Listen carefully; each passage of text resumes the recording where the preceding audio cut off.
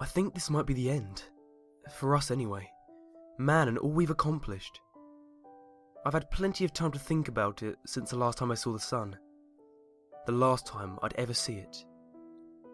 It's not the end of the world, but it is for us. I guess it started almost a month ago, although it could be longer. There's only the clocks scattered around the house to tell me how long, and half of those are dead now.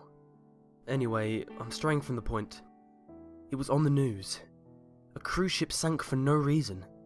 It wasn't damaged, just pulled straight down. Then the rest of the stories flooded in. Everything in the water was sinking, oil rigs disappeared, people on the beach pulled down into the abyss. Nobody seemed to be able to explain why this was happening. Nothing floated anymore. It was bizarre. This filled the news for a couple of days until it just got frightening. It was during one broadcast that it changed for the worse. It was a report from some beach. An on-location report about this strange phenomenon. They were just recycling the same questions we'd all been asking for days. Suddenly, panic seemed to grip the face of the reporter. She screamed at the camera, quickly tilting down. Her feet were sunk into the sand down to her shin. I remember smirking, thinking it was just some overly sensitive reporter messing up, but then the camera dropped.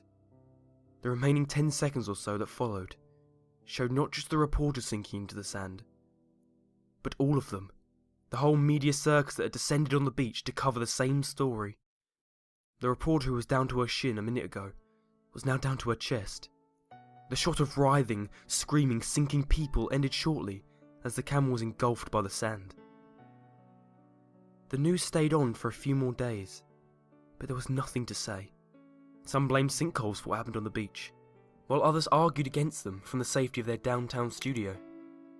The news was a waste of time now. It was much easier to look out the window. It was more or less a ghost town outside. Everyone was inside, afraid to leave their homes. It didn't seem to make sense. The roads and pavements were being absorbed by grass and dirt. Street signs and traffic lights were being consumed by plants. Houses too. Some people tried to run, jumping from rooftop to rooftop, looking for higher ground.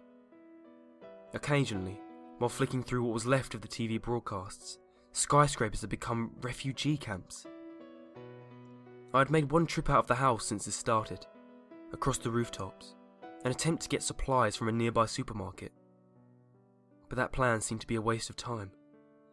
It was a husk by the time I got there, looted and pillaged. There was all the evidence I needed to see how bad the whole thing was.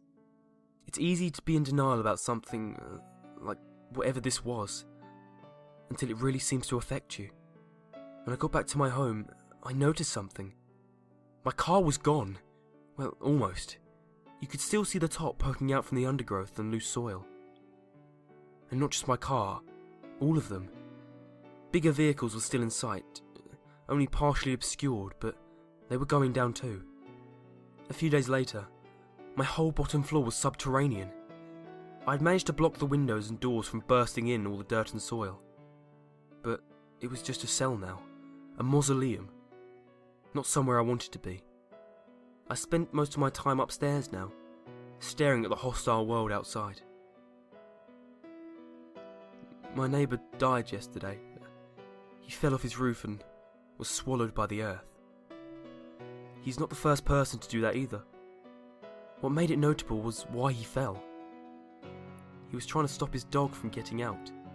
The dog's fine, well, I assume so. It ran off. They're not affected. The animals. This is our fate. That nihilistic little discovery was too much for me to bear. The whole thing. A living fucking nightmare. I hit the bottle hard and passed out for the night. When I woke up, my head pounded in the darkness. I flicked the light switches and the fuses, but the power was out. I took the flashlight by the fuse box and looked around the house for any supplies. While checking the upstairs, I saw it. The last glimpse of natural light I'll ever see. I'd been thinking it was just night, that I'd just slept all day in an alcohol coma.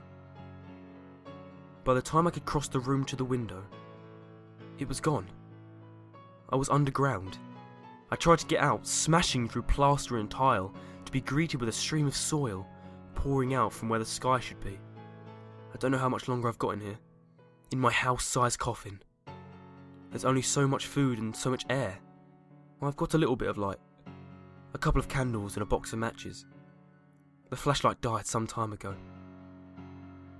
But this is our fate, man's fate. Our return to the earth.